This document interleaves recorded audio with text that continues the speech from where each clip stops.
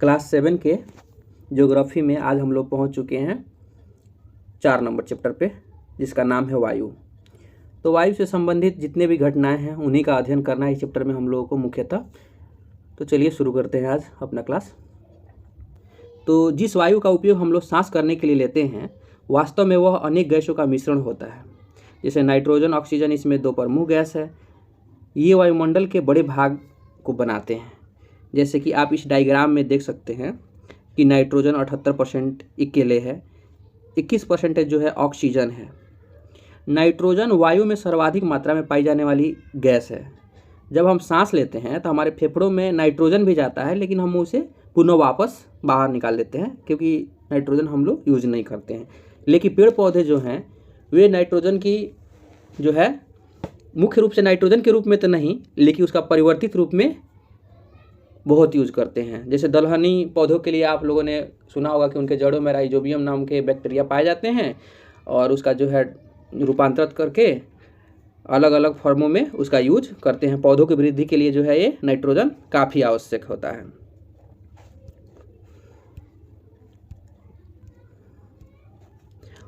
Oxygen वायु में प्रचुर मात्रा में पाई जाने वाली दूसरी गैस है। मनुष्य तथा पशु सांस लेने में ऑक्सीजन का जो है प्रयोग करते हैं। हरे पादप जो है प्रकाश संश्लेषण द्वारा ऑक्सीजन उत्पन्न करते हैं। इस प्रकार वायु में ऑक्सीजन की मात्रा समान बनी रहती है, यानी बराबर बनी रहती है। लेकिन वृक्ष काटने से यह संतुलन बिगड़ता जा रहा है। कार्बन डाइऑक्साइड जो है अन्य महत्वपूर्ण गैस है। हरे पादप अपने भोजन के रूप में कार्बन डाइऑक्साइड का उपयोग करते हैं और ऑक्सीजन हमें वापस दे देते हैं। हम लोग श्वसन द्वारा जो है कार्बन डाइऑक्साइड उत्सर्जित कर रहे हैं, जबकि पेड़ पौधे जो है उसी कार्बन डाइऑक्साइड को अपने भोजन के रूप में ग्रहण कर रहे हैं। इस प्रकार क्या है कि एक संतुलन बना रहता है और इसकी मात्रा जो है हमेशा बराबर बनी रहती है। लेकिन आजकल क्या हो रहा है कि बहुत सारे कोयला, खनिज जो है, तेल है, ईंधनों का जो है ईंधनों में बहुत सारे जो है इस प्रकार के यूज किए जा रहे हैं, जिसके कारण जो है कार्बन अधिक उत्सर्जन हो रहा है, कार्बन डाइऑक्साइड अधिक उत्सर्जन हो रहा है और दिन पर दिन पेड़ पौधे काटे जा रहे हैं, जिससे उनका खपत भी नहीं हो रहा है और इस तरह संतुलन हमारा बिगड़ते जा रहा है, जिसके कारण धीरे धीरे जो है मौसम और जलवायु में भी परिवर्तन होते जा रहा है। कार्बन डाइऑक्साइड वायुमंडल में फैलकर पृथ्वी की विकृत ऊष्मा को पृथ्वी पर रोककर ग्रीन हाउस प्रभाव जो है पैदा करती है, इसलिए इसे ग्रीन हाउस गैस भी कहते हैं।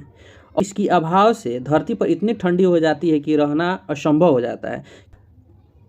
किंतु आजकल कार्बन डाइऑक्साइड का इतना ज़्यादा उत्सर्जन हो रहा है, जैसे कल कारखानों से है, वाहनों से है, तो इसका लेवल इतना बढ़ गया है कि पृथ्वी से जो विकिरण होता है ऊष्मा का, उसको ये बाहर ज़्यादा जाने ही नहीं देता है। आवश्यकता से अधिक जो है उसको संग्रहित करके रख लेता है, जिसके कारण क्या हो रहा है कि दिन पर दिन टेम्परेचर बढ़ते जा रहा है और जो है पृथ्वी का तापमान लगातार बढ़ना, जो है यह घटना जो है भूमंडलीय तापन कहलाता है, ग्लोबल वार्मिंग में वृद्धि के कारण। एक्चुअली क्या हो रहा है कि जो ठंडे प्रदेश हैं वहाँ जो बर्फ़ पिघले हुए हैं, जैसे ग्लेशियर हैं, वो दिन पर दिन जो है पिघलते जा रहे हैं, जिससे समुद्र का जल स्तर दिन पर दिन वृद्धि होते जा रहा है और जो तटीय क्षेत्र हैं ये दिन पर दिन जो है डूबते जा रहे हैं, बाढ़ आते जा रहे हैं वहाँ पे।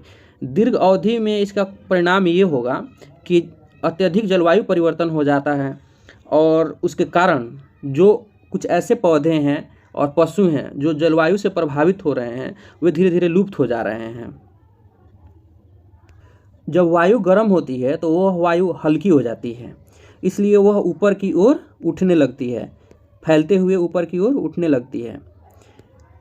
लेकिन ठंडी वायु जो होती है वह काफ़ी सघन और भारी होती है, जिसके कारण वो क्या करती है कि यहाँ से अगर वायु हट रहा है तो यहाँ का जो है वॉल्यूम जो है खाली हो रहा है, तो इसको कवर करने के लिए ठंडी वायु जो है इसका स्थान जो है कवर करने लगती है और भारी वायु का गुण है कि वह नीचे रहेगी। इस प्रकार जो है एक चक्र का जो है निर्माण हो जाता है। तो ये प्रोसेस चलते रहता है। गर्म वायु जो है ऊपर की तरफ उठते रहती है और ठंडी वायु जो है उसका जगह आके ले लेती है। अब वायुमंडल की संरचना हम लोगों को देखनी है। तो ये बात लगभग सभी लोग जानते ही हैं कि वायुमंडल जो है 5 परतों में विभाजित है।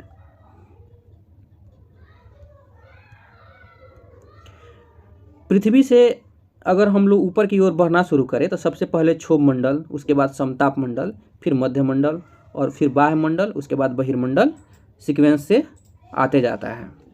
तो चलिए एक एक करके सबके बारे में देख लेते हैं कि किसके बारे में क्या अवधारणा है, क्या क्या बातें हैं आवश्यक जो हम लोग को इस पुस्तक के अनुसार जानना चाहिए। क्षोभ मंडल, पहला मंडल जो है अपना क्षोभ मंडल है, पहली परत है। यह वायुमंडल की सबसे महत्वपूर्ण परत है। इसकी औसत ऊंचाई जो है 13 किलोमीटर है। हम इसी मंडल में मौजूद वायु से सांस लेते हैं। मौसम की लगभग सभी घटनाएं जैसे वर्षा हो गया, कोहरा हो गया, ओलावृष्टि हो गया, ये सभी घटनाएं जो हैं इसी मंडल में, इसी परत में होती है। तो याद रखिएगा इसकी विशेषता क्या क्या है कि एक तो पहली परत है ये, दूसरी बात है कि इसकी औसत ऊंचाई जो है 13 किलोमीटर है और इसमें कौन कौन सी घटनाएं होती है तो वर्षा, कोहरा, ओलावृष्टि आदि इसी मंडल में, इसी परत में होती है। अगला जो हम लोगों का परत है वो है समताप मंडल। क्षोभ मंडल के ऊपर का भाग जो है समताप मंडल कहलाता है। लगभग यह 50 किलोमीटर की ऊंचाई तक फैला हुआ है। इस परत में बादल और मौसम की घटना लगभग ना के बराबर होती है, जिसके कारण यह हवाई जहाज उड़ाने के लिए काफ़ी आदर्श स्थिति माना जाता है। समताप मंडल का एक महत्वपूर्ण विशेषता यह है कि इसमें ओजोन गैस मिलती है। ओजोन गैस क्या करती है जी? तो ओजोन गैस जो है सूर्य से आने वाली हानिकारक किरणों से हमारी रक्षा करती है। तो इसकी क्या विशेषता है समताप मंडल का? तो एक तो ये होगा कि इसकी औसत ऊंचाई जो है 50 किलोमीटर तक का है और इसमें हवाई जहाज उड़ाए जाते हैं, क्योंकि यहाँ पे मौसम घटनाएं जो हैं, मौसमी घटनाएं वो लगभग स्थिर बने रहते हैं। और इसी मंडल में जो है ओजोन परत पाई जाता है जो कि सूर्य से आने वाली हानिकारक किरणों से हमारी रक्षा करती है। अब अगला जो परत है वो हम लोग का है मध्य मंडल। यह वायुमंडल की तीसरी परत है। यह समताप मंडल के ठीक ऊपर होता है। यह लगभग 80 किलोमीटर की ऊंचाई तक फैली हुई है। अंतरिक्ष से प्रवेश करने वाले उल्कापिंड इसी परत में जल जाते हैं। मध्य मंडल में जो उल्कापिंड आते हैं अंतरिक्ष से वो इसी मंडल में जल जाते हैं। तो इसकी विशेषता क्या क्या हो गई? एक तो है कि एक 80 किलोमीटर की ऊंचाई तक फैला हुआ है और इसमें जितने भी उल्कापिंड आते हैं वो लगभग जल जाते हैं। बढ़ती ऊंचाई के साथ साथ जो है अधिक तीव्रता से जो है ताप बढ़ने लगता है। एक्चुअली ये लाइन जो आप देख पा रहे हैं ये क्षोभ मंडल में बता रहा है कि तापमान जो है जैसे जैसे ऊंचाई बढ़ रही है तापमान घट रही है, लेकिन वहीं समताप मंडल में क्या है कि ऊंचाई के साथ साथ जो है ताप धीरे धीरे बढ़ना शुरू हो गई थी। फिर वहीं हम लोग मध्य मंडल में आए थे तो तापमान जो है घटना शुरू हो गई थी ऊंचाई के साथ। लेकिन यहाँ से क्या होता है कि कांस्टेंट जो है एकदम बढ़ते ही रहता है तापमान जो है। बाह्य मंडल में तापमान लगातार उसके बाद बहुत तीव्र गति से बढ़ते रहता है। आयन मंडल जो है इसी का एक भाग है, बाह्य मंडल का ही एक भाग है आयन मंडल। लगभग 80 से लेकर 400 किलोमीटर तक फैला है। रेडियो संचार के लिए इस परत का उपयोग किया जाता है। वास्तव में पृथ्वी से प्रसारित होने वाली सभी रेडियो तरंगे जो हैं इसी परत से जो है पुनः परावर्तित होकर पृथ्वी पर लौट आती है। तो बाह्य मंडल का क्या क्या गुण हो गया? एक तो हो गया कि ये इसमें तापमान जो है अधिक तीव्र गति से बढ़ता है। दूसरा हो गया कि इसकी ऊंचाई लगभग जो है 80 किलोमीटर से लेके 400 किलोमीटर तक है। रेडियो की जितनी भी संचार के लिए उपयोग की जाने वाली सिग्नल्स है इसी परत से जो है परावर्तित होती है। लास्ट परत जो है हम लोगों का बहिर्मंडल, वायुमंडल की सबसे ऊपरी परत है। यह वायु की काफ़ी हल्की परत होती है। हल्की गैसें जैसे हीलियम और हाइड्रोजन यहाँ से अंतरिक्ष तक फैली हुई है। जितने भी सैटेलाइट वगैरह अगर स्थापित किए जाते हैं लगभग इसी मंडल में, इसी परत में ही किए जाते हैं। तो सबकी जो है विशेषता जो दी गई थी उसकी चर्चा हमने आपके समक्ष की। और जलवायु, तो ये तो एग्जाम्पल के माध्यम से समझाने की पुस्तक में कोशिश की गई है कि वायुमंडल में जो है आप देखते हैं कि दिन प्रतिदिन जो है कभी बारिश हो गया, कभी हवा चलने लगी तो मौसम ठंडी हो गई, कभी काफ़ी तीव्र धूप दिखने लगा, गर्मी होने लगी। तो क्षण प्रति क्षण जो है दिन प्रतिदिन जो स्थिति बदलते रहता है वायुमंडल का वो मौसम हो गया। जलवायु क्या है कि जलवायु एक मौसम का औसत है जो काफ़ी लंबा समय तक उसका असर दिखता है। बाकी आप डिफिनीशन रूप में देखिएगा तो यही है कि मौसम जो है वायुमंडल की अल्पकालिक घटना है, जबकि जलवायु जो है मौसम का जो है समाकलन है, दीर्घकालीन समाकलन है।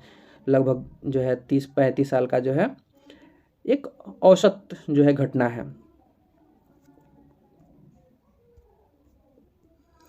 तापमान क्या है? आप प्रतिदिन जिस तापमान का अनुभव करते हैं वह वायुमंडल का तापमान होता है। वायु में मौजूद ताप एवं शीतलता के परिणाम को ही तापमान कहते हैं।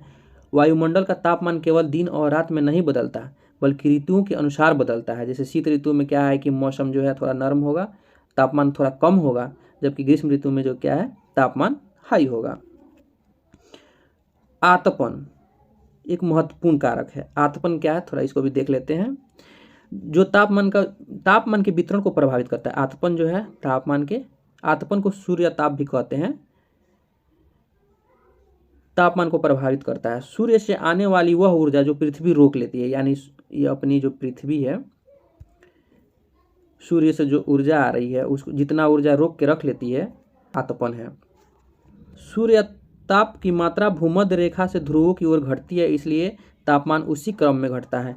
स्वाभाविक साल में 2 बार जो है परपेंडिकुलर होती है भूमध्य रेखा पर, और ज़्यादातर समय जो है सूर्य का भूमध्य रेखा के इर्द गिर्द ही होता है। तो ज़्यादा जो है ऊष्मा की मात्रा जो है भूमध्य रेखा वाले क्षेत्र पे ही प्राप्त होता है, जिसके कारण जो है यहाँ ज़्यादा सूर्य ताप की घटनाएं घटित होती है। इसलिए यहाँ पे टेम्परेचर जो है कुछ ज़्यादा होता है। लेकिन जैसे जैसे हम लोग ध्रुवों की तरफ बढ़ते जाते हैं, सूर्य की ऊष्मा कम प्राप्त होती है, इसलिए जो है वहाँ पे घटते जाता है, तापमान जो है घटते जाता है।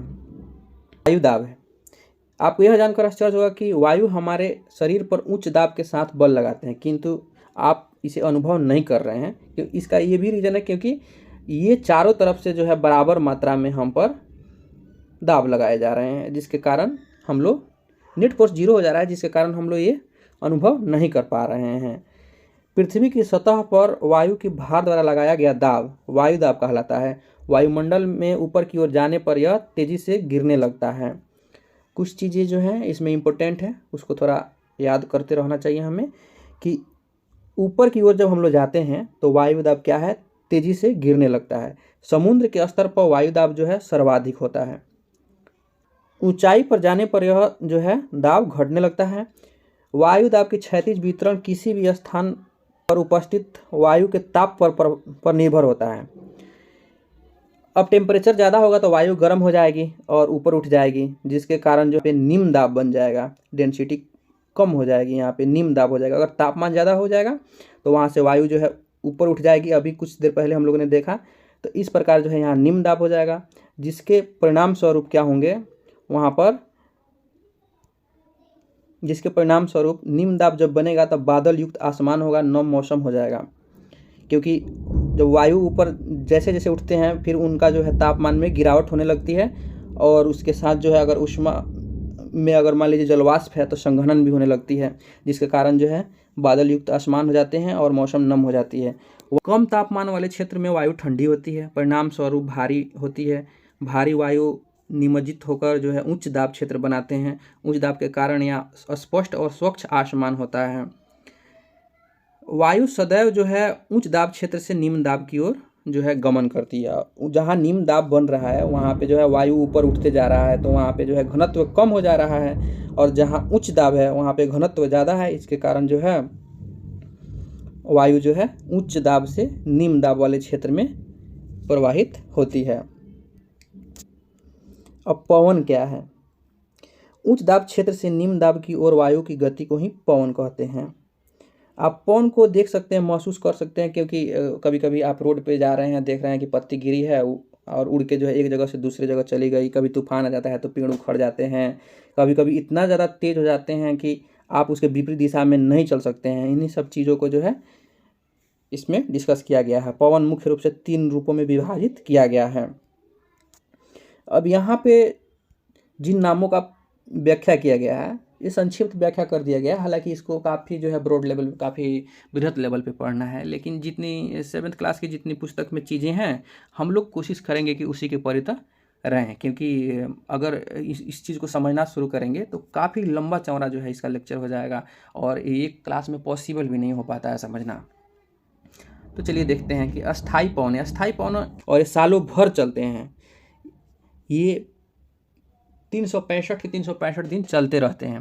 जबकि मौसमी पवनें जो हैं, मौसमी पवनें मौसम के अनुसार, जैसे पवन मतलब मौसम बदलते रहता है और ये बदलते रहते हैं। जैसे कि आप भारत में मानसूनी पवनों को देख सकते हैं कि मानसून आता है तो बारिश वारिश होती है और फिर जो है मानसून ख़त्म हो जाता है, ये पौने ख़त्म हो जाती है।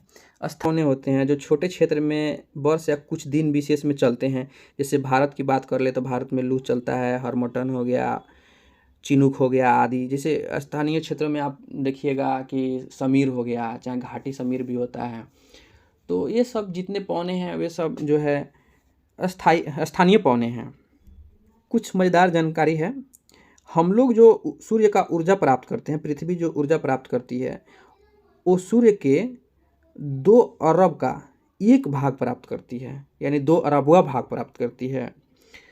पौनों का नाम जो है उसके आने वाली दिशा के आधार पर निर्धारित किया गया है, अर्थात जो है पश्चिम से जो पौने आती हैं उसे पछुआ या पश्चिमी पौन कहेंगे, जो पूरब से आ रही हैं उन्हें पूर्वी पौने कहेंगे। अब बात आती है आर्द्रता की। जब जल पृथ्वी एवं विभिन्न जलाशयों से वाष्पित होती है तो जलवाष्प बन जाता है। वायु में किसी भी समय जलवाष्प की मात्रा जो है आर्द्रता कहलाती है। जब वायु में जलवाष्प की मात्रा अधिक होती है तो हम आर्द्र दिन कहते हैं। जैसे जैसे वायु गर्म होती है जलवाष्प धारण करने की क्षमता अधिक होती है, यानी तापमान बढ़ेगा, जलवाष्प धारण करने की क्षमता भी बढ़ेगी, तापमान कम होगा, जलवाष्प धारण करने की क्षमता भी कम होगी, और इस प्रकार और अधिक आर्द्र हो जाता है। यानी तापमान बढ़ता है तो जो वायु है वो और आर्द्र हो जाता है। आर्द्र दिन में कपड़े सूखने में काफ़ी समय लगता है, और दिन जब आर्द्र हो जाएंगे तो कपड़े सूखने में काफ़ी समय लगेगा। हमारे शरीर के पसीने भी आसानी से नहीं सूखते हैं और हम असहज महसूस करने लगते हैं। जब जलवाष्प ऊपर उठता है तो ये ठंडा होना शुरू हो जाता है।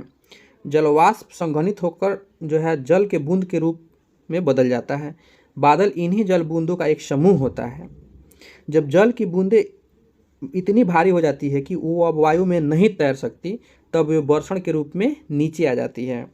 आई होप कि इसमें आपको कुछ ज़्यादा समझने की ज़रूरत नहीं हो, क्योंकि आपने देखा होगा कि कभी कभी जो है हवाई जहाज़ आगे आगे जा रहा है और पीछे जो है सफ़ेद एक लाइन दिखने लगता है, पदचिन्ह दिखने लगता है। वो इसलिए होता है क्योंकि इसके जो इंजन से निकलने वाले नमी होते हैं वे वहाँ पे फ्रीज हो जाते हैं, जिसके कारण कुछ देर वह तथास्थित बने रहते हैं। बता रहा है कि टेम्परेचर बढ़ता है तो जलवाष्प जो है ज़्यादा, वायु जो है जलवाष्प ज़्यादा ग्रहण कर लेता है, जिसके कारण वो जैसे जैसे ऊपर बढ़ता है टेम्परेचर कम होने लगता है और संघनित होकर जल की बूंद बन जाता है, और वही बूंद जो है जब इकट्ठा होकर बादल बनता है और वो तैर नहीं पाता है तो वर्षण के रूप में वो नीचे आ जाता है। जल के रूप में गिरने वाला वर्षण ही वर्षा कहलाता है। ज़्यादातर भौम जल वर्षा जल से ही प्राप्त होता है। पौधे जल संरक्षण में मदद करते हैं। क्रियाविधि के आधार पर वर्षा जो है मुख्यतः 3 रूप में बांटी गई है। एक तो है संवहनीय वर्षा, और एक है पर्वतीय वर्षा, और एक चक्रवाती वर्षा। इनको भी, ये भी काफ़ी लंबा टॉपिक है, संवहनीय वर्षा कैसे होती है, पर्वतीय वर्षा कैसे होती है, चक्रवाती वर्षा कैसे होती है। अब चूँकि एक समरी है ये, तो इसलिए उतना जो है ब्रीफ में हमें जाने की ज़रूरत नहीं है। कुछ और मज़ेदार जानकारी है कि वर्षा का दूसरा ही रूप जो है हिम होता है, सहीम वृष्टि होता है, ओलावृष्टि होता है। हिम तो समझ रहे हैं कि जब बर्फ़ हो गया है। हिम वृष्टि जो होता है कि गर्म, अगर मान लीजिए कि जो बारिश हो रही है वहाँ का वायुमंडल गर्म है, लेकिन जैसे जैसे नीचे आया, नीचे क्या है कि वायुमंडल काफ़ी ठंडी है, तो जो ऊपर बारिश का बूंद आ रहा था नीचे, वो क्या होता है कि ठंडी वायुमंडल में आके फ्रीज होता है, जम जाता है, और इस प्रकार जो वर्षा के रूप में जो है छोटे छोटे बर्फ़ के जो है टुकड़े गिरने लगते हैं, जिसे सहीम वृष्टि कहते हैं। आई होप कि सभी चीज़ें आपको क्लियर हुई होगी। साथ तक बने रहने के लिए दोस्तों आपका बहुत बहुत धन्यवाद।